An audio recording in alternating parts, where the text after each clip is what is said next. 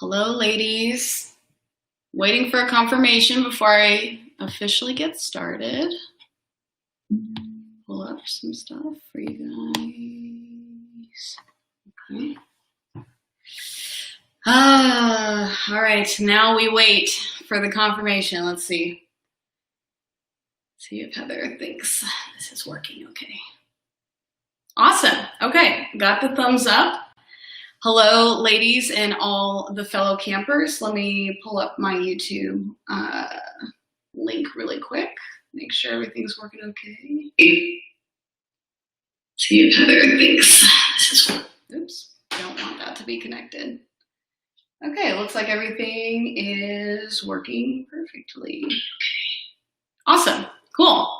Sorry for the delay.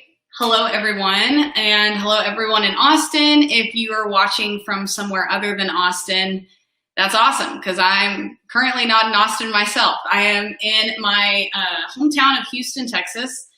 I am currently based here. This is where I do my music. And if you can't tell, I am playing a piano right now. So in case, I'm gonna try to, let me put it down a little bit so you guys can see.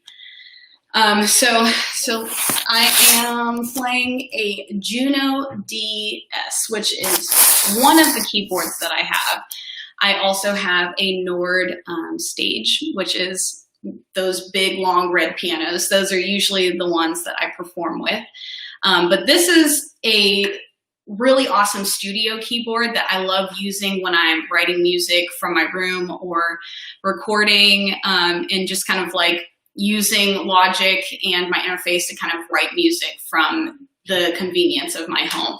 So it has a lot of awesome sounds, really like hundreds and hundreds of awesome sounds, from techno beats to different grand pianos to electric keyboards. If you like writing from your home and if you like writing from your room, this is definitely the keyboard for you. Yeah, so I'm gonna go ahead and tell you guys a little bit about myself. I guess I didn't introduce myself properly. My name is Madeline Edwards, and I'm from Houston, Texas, by way of California. I was born and raised in Santa Barbara, California. I did a lot of modeling and acting and music out in LA, which wasn't too far from Santa Barbara. And then just right before high school, I moved to Houston, Texas. So I ended up going to high school at Kingwood Park High School. And I went to college at the University of Houston, go Cougs.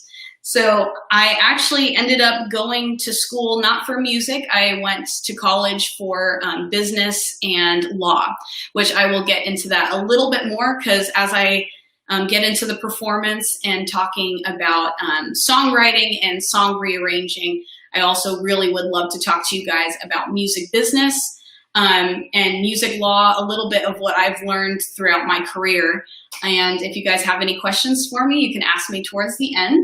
I think right now it is 12:04, so I'm gonna go ahead and play you guys an original song. I'll just kind of talk about how I wrote it, talk about songwriting techniques that go into things like that.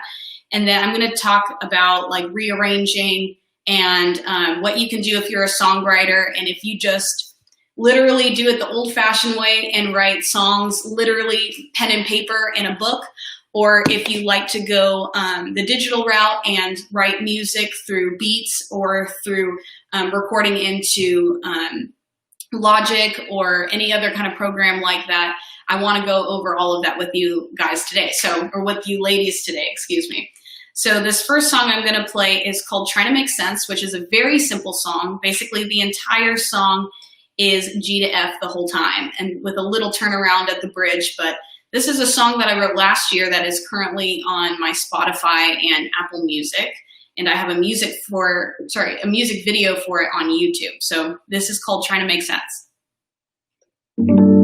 I know you think I'm still in love with him, but honestly it's been a while since I thought about it, and now here I am, feeling just like a kid again, texting you till the wee hours of the morning. I know this started off kind of jaded, and I know your friends think this is so complicated. how could it be if we just waited? If we waited, trying to make sense of it all. Oh, trying to make sense of it all, darling. Oh, trying to make sense of it all, baby. In my heart and in my head. And now I go around town, think about all the roads that you haven't been down yet, and try to figure out in my head all these feelings that I have, but I don't know what to do about it. Promise myself I wouldn't tell you unless I knew for sure. But with each day that passes, I just end up wanting you more and more. I'm trying to make sense of it all. Ooh yeah, I'm trying to make sense of it all. I'm trying to make sense of it all, darling. In my heart and in my head. Now here's the walk down. I don't know what is in my mind or what is even real. Keep it on that G. And I can't tell if you, if you already know how I feel. Trying to make sense of it all. I'm trying to make sense of it all. Oh, darling. I'm trying to make sense of it all, darling. In my heart and in my head. So that song's super easy. That is probably one of the easier songs that I've written. That basically, as you've seen, was just G to F the whole time. I am using 7th and 9th chords, so if you were wondering, like, that wasn't just a normal G or that wasn't a normal F, that's because I was making diminished chords out of them and kind of breaking them down into 7ths and 9ths along the way. A lot of times, for instance, I am a jazz singer. That is one of the genres that I've kind of learned how to write in. And I've been writing jazz music probably since I was about, I think the very first jazz song I ever wrote was when I was 10 years old. So one thing that I want to explain with that song in particular is that because I am particularly a jazz writer, and I wanted this to kind of be a jazzier song, instead of it just going from simply G to F and G to the F over and over and over again. A lot of times with a simple song like that, especially if you are keeping it like a 2 to 4 chord song the whole way through, a lot of times a really cool way of jazzing it up is by making it those cool diminished chords or making it 7ths and 9ths, different things like that. So that's a lot of times what I do when I write very simple songs. For instance, that one was basically 2 chords the whole way through, and by doing it like this, it gives it a little bit more flavor and gives the song itself and the chord progressions a little bit more texture. So that is Trying to Make Sense, which I released last year. So thank you for listening to that one. I do want to talk a little bit about songwriting, and I wanted to use the Girls Rock Austin Camp theme song as an example, actually. So just because I sing jazz and just because I write jazz doesn't mean that that is the only genre I write. And a lot like all of you, there are a lot of people that write different genres. In fact, I would suggest it's probably a very smart thing if you're interested in being a songwriter to write multiple genres, because as you can see, there's a lot of different categories for the American Music Awards. There's a lot of different categories for the CMA Awards or even the Grammys. And so what you'll notice if you kind of do a little bit of digging online is that a lot of these songwriters write for a lot of different artists. It doesn't just mean that if you're writing for just country music, that you can't necessarily write for pop music too. Chris Stapleton actually is one of my favorite songwriters, and he is a cross-genre songwriter, which is why I think he is so awesome. Dan Auerbach from the Black Keys, if I said his name right, is also a cross-genre songwriter. He does Americana, he does pop, he does rock, he does country, he does it all. So one of the things that I wanted to do and implement as a songwriter is making sure that I knew how to write multiple genres. So as you can see, that genre was jazz. I have just recently started writing music for a country record that I'm going to be recording this year.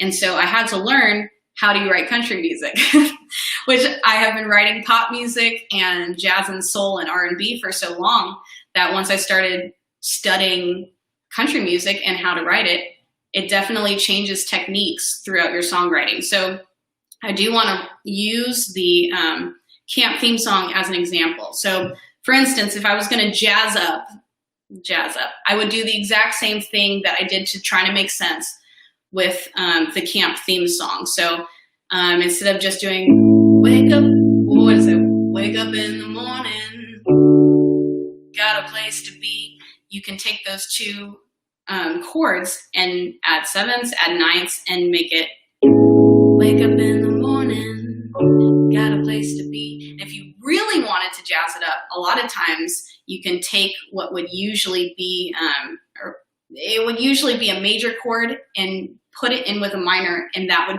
make it even sound jazzier than it would in the first place. So let's try that. Let's say the second progression will make that a minor. So wake up in the morning, got a place to be. So instead of that second progression being a D major, I ended up making it a D minor 7 instead. And doesn't that sound so much jazzier than if I did wake up in the morning, got a place to be?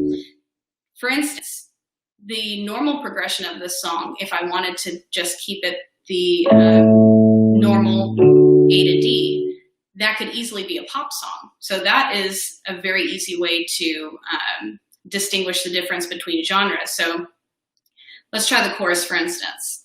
Girls rock, Austin, we're not stopping. Girls rock, Austin, keep on rocking.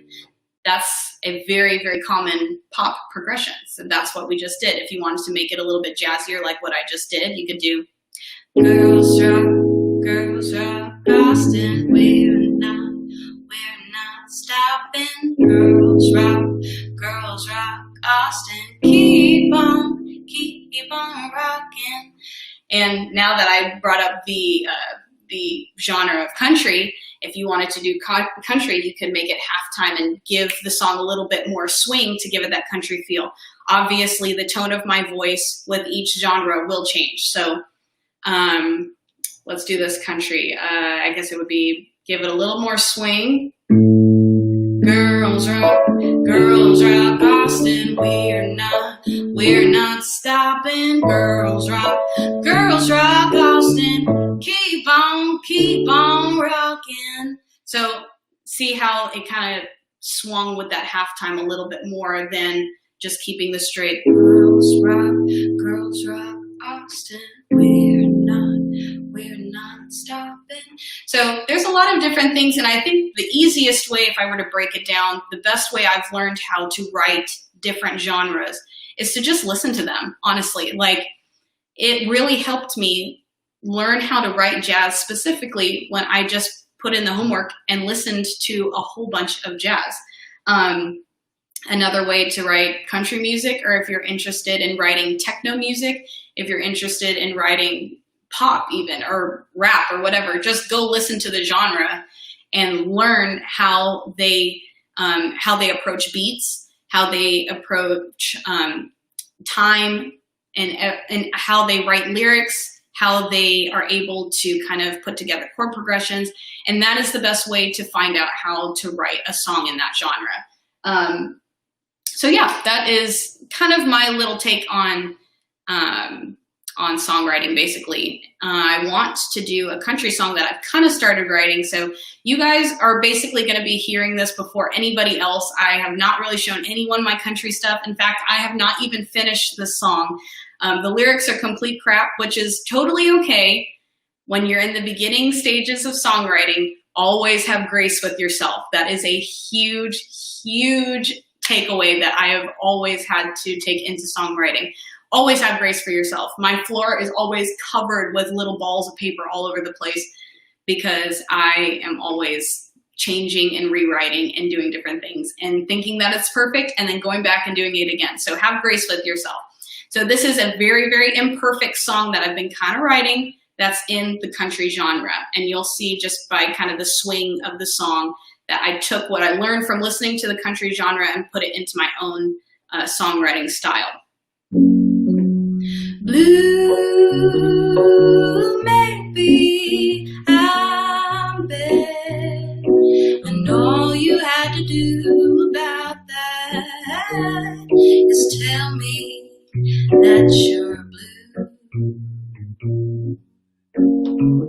And blue,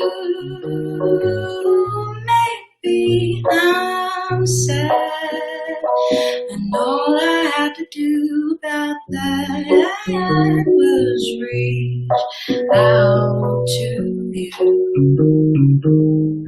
A little bum bum bum bum bum. Very, very popular bass line in country music. Once I heard that, I knew implement that into the song.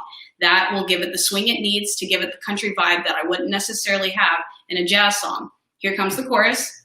Blue, and I'm so done with that, I'm making all the things I had to do. And maybe it's all that I'm looking for, 'cause it just ain't the same without you and this neon motel. Da-da-da-da-da. There's the swing. And it just ain't the same without you in this neon motel.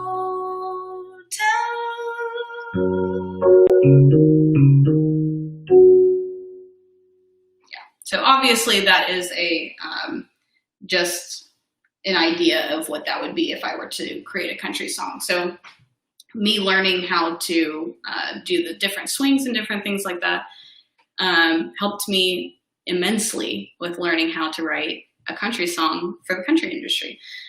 So let's see, what kind of time are we working on here? Oh, I've got plenty of time. Okay. So now that I talked a little bit about songwriting, I do want to very quickly talk about different types of songwriting. I know I talked about classic, just pen to paper version, and I know that I talked about doing it via your laptop or an iPad or whatever. I do both, so I want to talk to you guys about what I do specifically for songwriting. So everyone asks me, do you write lyrics first or do you write the music for it first and the melody line? I usually write the music first. That's always what I do when it comes to songwriting. I always feel like if you get the feel for the song first, depending on whether it's a happy song or a sad song or whatever, that will always help with how you end up writing the lyrics for the song. So I always kind of write the music first before I write the lyrics. A lot of people, if you're inspired in the moment and you're going through something really hard, or you just came out of the best day of your life and you want to write it down as soon as you can, a lot of people just write the lyrics for the song first and then they put the music to it later. There is no right or wrong way of doing songwriting. Just personally, the way I do it is I like to write the music part first on piano, and then I end up translating it lyric-wise later. So I would love to do kind of like a little on-the-spot songwriting with you guys, and just if you guys have any questions. And I'm going to make sure to keep on looking at this comment section. I know I'm not doing very good with it so far, but if you guys have any, oh yes, thank you, Heather. If you guys have any questions, please let me know. Okay. So songwriting, songwriting book-wise, if you are thinking of a song to write in terms of just putting pen to paper, let me turn this piano down really quick. An easy way to do that, I mean, I literally have lyrics just written on this page. Get a notebook. Even if you don't write in pen to paper, one bit of advice that I have for you is that having a notebook with you always helps, even if you don't feel like you're a good songwriter. Because even this little bit that I have for that country song that I just played for you guys is not even good lyrics. Sometimes it could just be like, I feel this way right now, or I feel that way right now, or I kind of want to write a song about this, or, blue jay, bluebird. I like those words. I'm going to write them down. If you just put thoughts to paper, eventually when you start looking back and you're like, I think I had a thought one time and I wanted to write a song about it. If you go flip through your notebook and you have that thought written down, yeah, obviously it might not be the full song written out, but if you have a really cool line like, I always wanted it to be you, but you were never able to see it through. It's just one line. It's not an entire song, but if it's just one line, you're like, hey, that's a pretty cool line. I don't have a song for it, but that's what I want to write about. You write down the line, and then later when you're looking back through your notes, maybe the song will come to you later when you're working on the song via your instrument. So what I would recommend is always keep a notebook with you. I have tons of them lying around my house. If you want a notebook, I will send you one of the ones I have. I probably have dozens of them in my room. So I really liked this one. I thought it was a really cool leather bound. It has blank pages through it. It's just awesome. It's very easy writing tool. So get a notebook. Okay, another way of doing it. If you're a lyrics person, or a lyrics first person, what I would recommend is basically doing what I just said, which is if you have a thought but don't have the full song yet, that's okay. Write the thoughts down and eventually the song will come to you, even if it comes to you years later. I can't tell you how many times I have written down just little scratches of lines to a song that I didn't even finish until maybe 3 or 4 years later I had written those down. And so it's always important to keep just random thoughts in your head, which is why I would suggest if you're a lyrics first type person, keep a notebook with you always and just keep little bits of napkins and stuff like that and just stick them in your book. Because, where was I going with this? Oh, I just had a mind blank for a second. I'm having a total brain fart. I'm so sorry. If you're a lyrics first person and you're writing this all down, oh yeah, that helps with songwriting. It will just help formulate the thought later because a lot of times, depending on what mood you're in, if you write down just the random thoughts that you are having, later you're able to go back and kind of retrace them so that you can finish writing the song. If you are a music first type person, it is actually very possible to write that down in a book as well. So if you're like me and you can think of like, oh, I really like the key of A minor.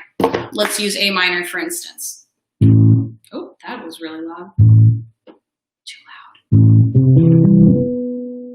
That's why it's too loud. It's on. I love A minor. It's one of my favorite keys to write in.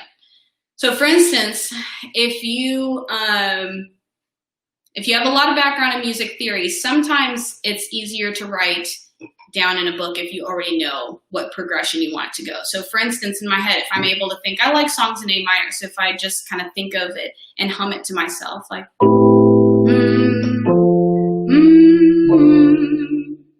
it's a very minor song. It's a very sad song, as you can tell.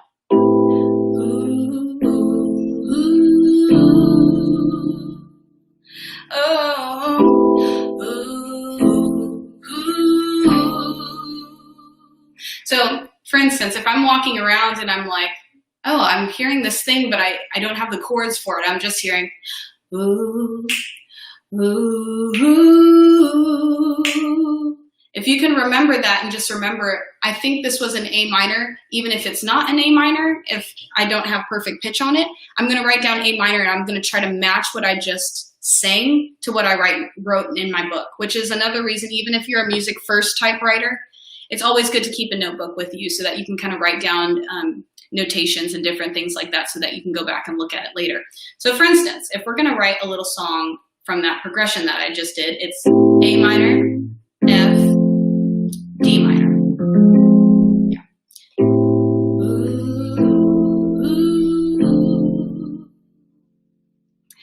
A minor, F, D minor. Very, very simple progression. But if you know that is kind of the thing that you're going for and that's the vibe that you want, then you write that down in your book, you take it home, and you kind of figure out the song on your own, and then later you go back and write the lyrics. And if you had some lyrics written down from some thoughts that you had earlier, then you're able to kind of pair them with the song that you just had. So that is kind of my process of songwriting. If I want to write since I'm a music first type writer, I love to write via my instrument and through my interface and Logic first. The recording technology that I use is Logic. I love it. What I brought this down. It's not plugged in. Yeah, I know, I'm totally faking it. It's not plugged in right now, but I use this little Focusrite interface, which is awesome. It has 2 inputs that you can basically plug in a microphone and an instrument, or 2 instruments, 2 microphones, whatever you need. It's very easy to use. There are tons of YouTube tutorials on how to basically get it started and get it up and running efficiently if you have any questions about it.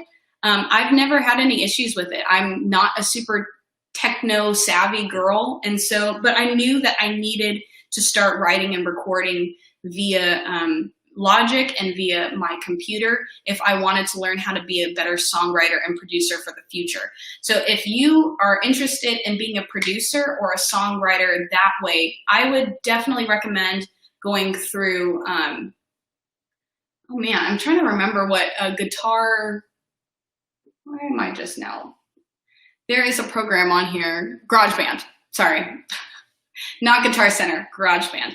You can use GarageBand, you can use Logic.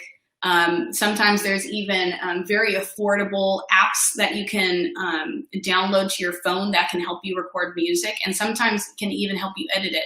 Sometimes they're for free, and sometimes they're for very little cost. You can get it from anywhere between like $5 to $50. So yeah, if you're looking into being more on the producing side of things, I would definitely recommend getting a little interface like this, or finding a program either on your computer, your iPad, or your phone to help you with the recording process, so that you can start learning how to not only record your instrument and record what you're writing, but also it can help you learn how to edit it and different things like that. So you're not always having to rely on a mixing engineer or any kind of audio engineer to do that for you. Especially for women, with girls like you guys here at this camp, it's very important for you guys because the music industry is very heavily dominated by male audio engineers. And so if you really wanted to learn how to do that yourself so that you're not having to kind of rely on someone else to do it, I honestly would just suggest saving up your money and getting something that would help you with that, because we need more women on that side of the fence. So I definitely would suggest that. If you're interested on that side. I'm going to take a look and see if you guys have any questions for me. Can you get it at Dollar Tree? Not sure what that means. All right, let's check the questions here. Started in the local music scene? Cool. Let me check in to see if anyone has any questions. Sorry, give me 1 second. One thing that I'm going to do while I'm looking at some of these questions is I'm going to start kind of talking to you guys about music business. Music business is very important and something that I definitely think that girls should be very, very well educated in before deciding to go into the music industry, because it's very easy to be taken advantage of. I have witnessed this myself, and it is not fun. So if you want to be successful in the music industry, it is very important to be well educated in the business music side, meaning everything law and marketing, social media, all that fun stuff. So right now I'm not seeing any questions. What is your favorite song that you have written? Ooh, that is a great question. All right, before I get into talking business with you guys, let's hold off on talking business. We'll talk a little bit more about songwriting. My favorite song that I have written is a song called Back Over You. It's actually a song about my dad. Well, sorry, not to get too personal, but my dad was not really around in my life. I come from a slightly abusive household with him, and luckily I was able to healthily heal from that the right way. And so a very healthy way to go through trauma or healing in the home basically is songwriting. Songwriting really helps with a lot of that, and if any of you girls at home are dealing with difficult circumstances, whether it's with your family or a boyfriend or a girlfriend or whatever that means, in addition to asking adults for help and in addition to seeking counseling and help, one thing that I always recommend is trying to find healing through music and trying to find healing through songwriting. So thank you for that question. One of my favorite songs is called Back Over You. It's basically a song about my dad and learning how to overcome his absence in my life. And yeah, it was one way that I was able to really heal from that whole situation. So I'll play a little bit for you guys. Let's see if... Now this song is a pop song, and you will be able to tell by the chord progressions in this song. Very poppy, so...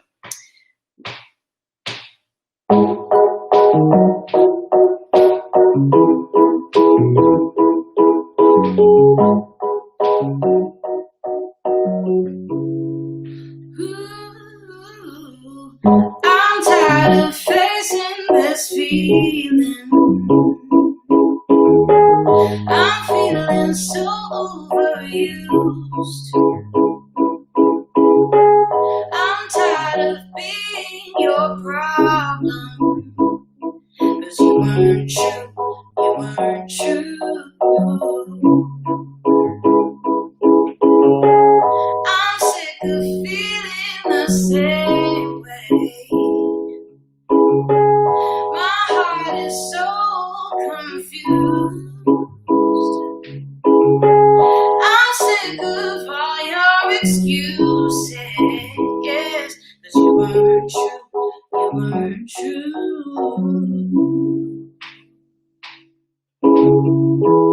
Now I wasted my sorrow over you, over you.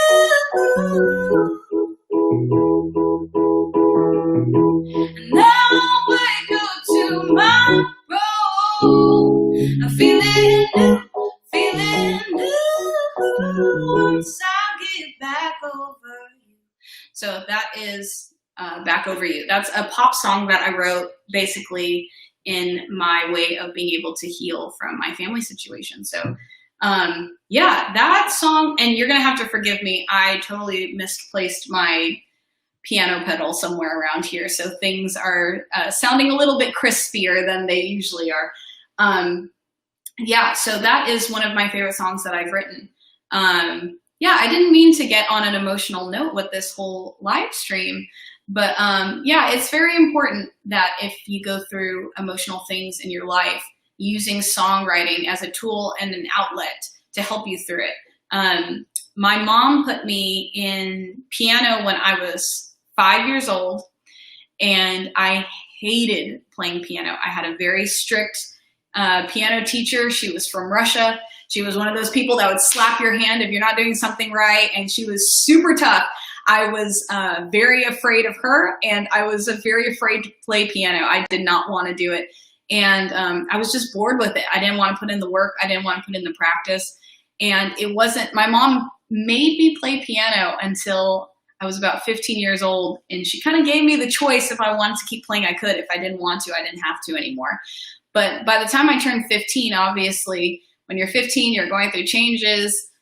You're learning things about yourself. You're learning things about your body. You're learning things about other people. You're being exposed for the first time to like falling in love with people. It's really complicated. And so once I turned 15 and I was going through those emotions, I was like, man, I don't want to stop playing piano, because this is an outlet that I'm able to kind of process what I'm feeling and what I'm learning through all this change. And so I kind of fell in love with the piano and fell in love with singing and songwriting once I turned 15, and really felt isolated in all of those events, and felt like songwriting was a really great friend to me to help me through all of that. So yeah, I would encourage you guys to do that if you're going through anything like that. Life is crazy, especially right now with COVID. I can't imagine. Okay, so let's see if you guys have any other questions for me. I figured out the guitar on Soundtrap. Oh, sweet. Soundtrap. That's awesome. How do you suggest getting started in the local music scene? Jakey. I think I said your name right. I'm so sorry if I didn't. That question is bomb. That is an amazing question. Okay. We are going to be getting into the business side of this now. Okay. How would you suggest getting started in a local music scene? Okay. This is what I did. And this is my secret to all of you ladies out there. If you would like to get started in the local music scene, a very easy way to do that is by getting in touch with a lot of local musicians in the area that you live and going to see people play. It doesn't matter. Okay, say, I'm going to turn this down for a second. Say you love pop music and that is what you want to do. You know you want to do pop music. You have pop musicians that you know, all that different stuff. Excuse me, all that different stuff. It doesn't matter. If you don't like pop, if you don't like rock music, for instance, but you write and you sing pop, go to a rock show. Go meet the people there. Go meet the musicians playing for that show. The reason why this is important is because just like I told you guys that I am a multi-genre songwriter, there are, surprisingly enough, believe it or not, multi-genre musicians and singers and instrumentalists and songwriters.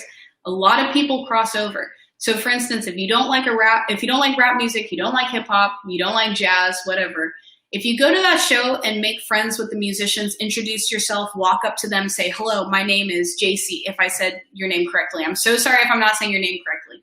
JC, for instance, if you don't like R&B music and you go to an R&B show and you walk up to the musicians, you say, hi, my name is JC. I'm a local musician here in Austin, Texas. I just wanted to introduce myself. Is there any way I can look you up on Instagram, or do you have a website? Any way that I can keep in contact with you and see where you're playing? If you make that initial connection, most likely all of those musicians in that R&B band, even if you don't like that genre, also play for a rock band, also play for a country band, and also play for a ton of other genres that you maybe not have even been exposed to before.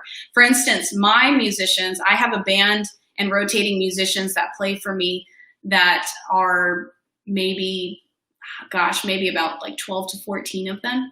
All of them play different genres. They're going to be playing different genres for me as well. I know that I mentioned that I'm a jazz singer, but I'm also going to be doing country very soon. All of them play country as well. And it's very, very, very important to get connected with local musicians in your scene. Even if you're not planning on playing with them, most likely if they have a gig that they can't do because they accidentally overbooked, or because someone got sick, or someone, whatever the reason may be, if you make connections with your local musicians and people that play music in your area, more than likely, if you really, really keep that connection and that relationship, the opportunities will present themselves.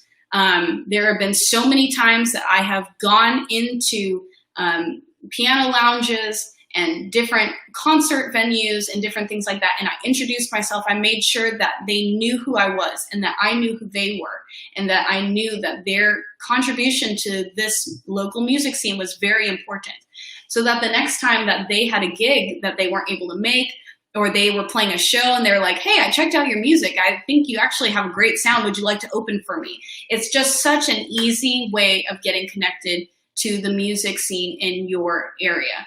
That is one way to go about it. One way that I have also experienced was a way that I was able to kind of get connected into the music scene was by playing in local restaurants, playing in local bars. And you might think, I'm too young, I can't play in a bar. Well, the thing is, actually, according to the state of Texas, you are able to actually play music, and it doesn't matter if the alcohol law, if you don't drink alcohol or whatever, it doesn't matter. More than likely, they will probably card you, different things like that. But you are able legally to play in restaurants and places that provide alcohol if you are a minor, and if you are playing music. So what I did is I started playing in bars and restaurants when I was 14 years old. I took a piano with me and I took my little speakers, or if they had a piano there, I would play that. And I went into restaurants. I made little business cards for myself. You can make business cards for yourself from anywhere between like $25 to $50 on Canva or print.com. It's very cheap to print business cards. Always keep a business card with you. Put your name, your website if you have one, your phone number, your email address. If you don't feel comfortable giving your phone number out, put your email address on there. It is very, very important to have something on you at all times that has all of your information on it so that you are able to be reached out to easily.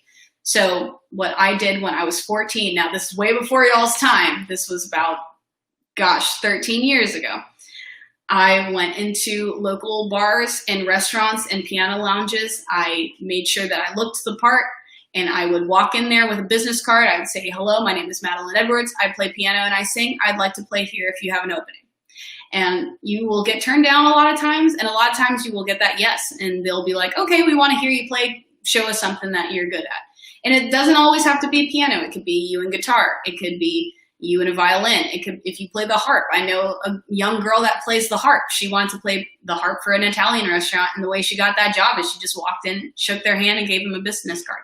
So that is a very easy way to not only make money doing what you love, but it's also a really good way of getting connected to people that love music in your area, and also employers that love music so much that they really want to hire musicians for their establishments. That's another way of getting into the local music scene. Excuse me, my words are just falling out of my mouth. Business stuff. Let's see. I'm trying to think of how I can transition what that question into. Actually, let me check and see if y'all have more questions. Mind playing some complete songs. Oh, okay. We really want to hear them, and we have to go back to band practice at 1 p.m. Oh, I didn't realize that you guys were going back at 1 p.m. Okay. Yes, let's hear a complete song. I'll do a little bit of some little business tutorial thing really quick, super, super fast after this song. And then, yeah, if you guys have, I'll maybe have 5 minutes for another question if you guys have any. Let's see. Okay, cool. I think that's it for questions. All right, I'm going to play another original song.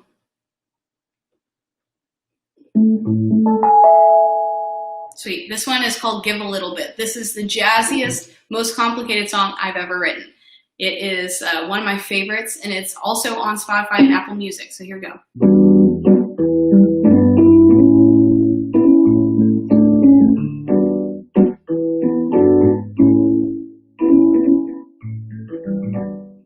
I fall asleep with you in my head, but I'd rather have you in my bed. I don't know why I feel sad all the time, but I am. Yes, I am, darling. I walk around with my heart rolled up, higher than a wall and shine up. I don't know why I feel mad all the time, but I am. Yes, I am. So give a little bit, ooh. Then I give a little bit, ooh. Then I give a little bit of love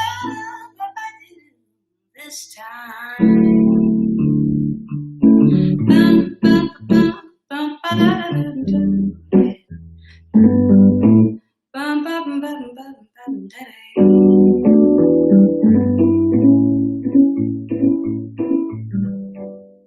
I walk around with my heart on my sleeve, always afraid that you're gonna leave. I don't know why I feel mad all the time, but I am. Yes, I am. Ooh. I don't know what to do, but I know that it's you, baby. And I can tell you right now, I'ma take the time to think it through.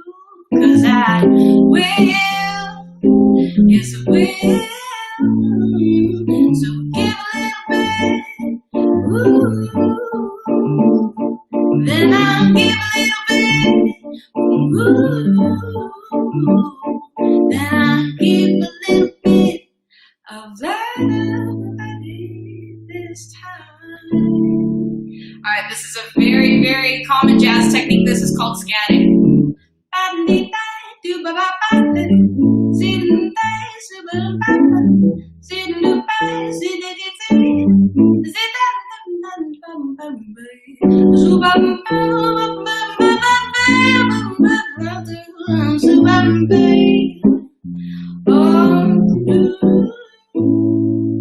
So give a little bit, ooh, then I give a little bit, ooh, then I give a little bit of love this time.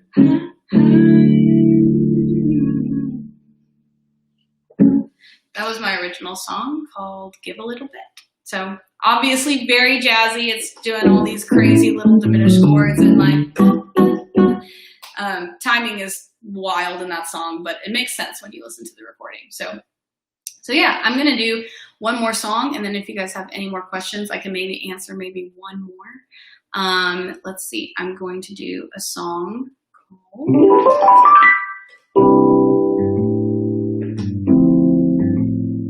This is one of my favorites. This is called Freckle Face.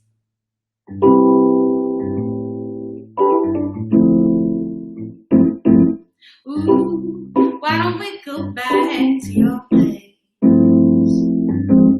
I go for hours counting freckles on your face. And you know I try so hard not to give away all these feelings that you didn't want to say. Oh no, how about we go back to 5th grade, when the world was ours and we knew just what to say. Now you're 25 and the words get in the way of all these feelings that you're really trying to say. Oh no, no, no, no. Oh, what you're really trying to say. Oh no. Oh, how about we go back to when I was a kid, and we were never foolish about the things we did. Oh, we were never foolish about the things that we did. Yes, we did. Yes, we did. Oh, I just wanna count the freckles on your face. I just wanna count the freckles on your face. And I just wanna count the freckles on your face. Now, darling, how about we go to outer space?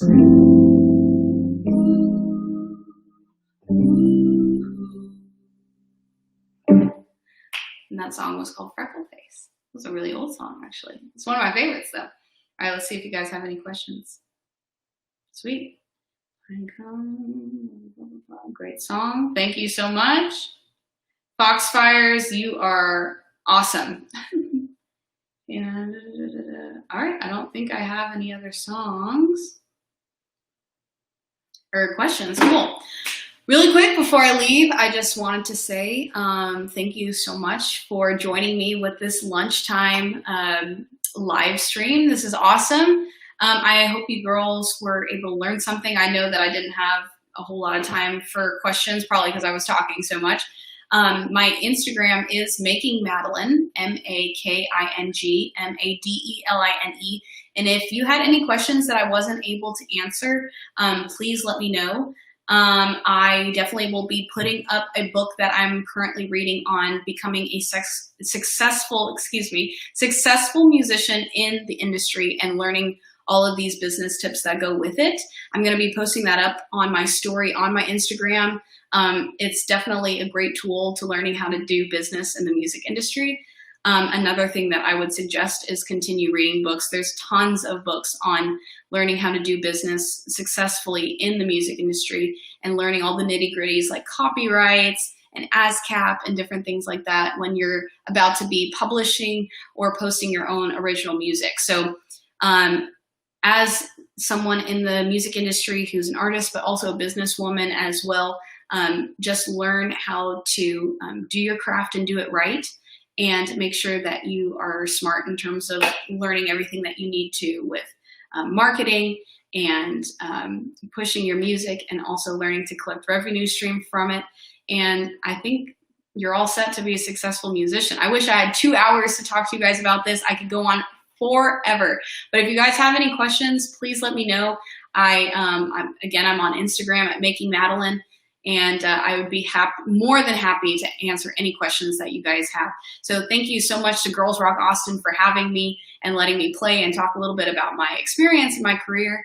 And I hope you guys have an awesome next session at Girls Rock Austin Camp. So thank you so much for having me, and I hope you guys have an awesome, awesome day. Bye.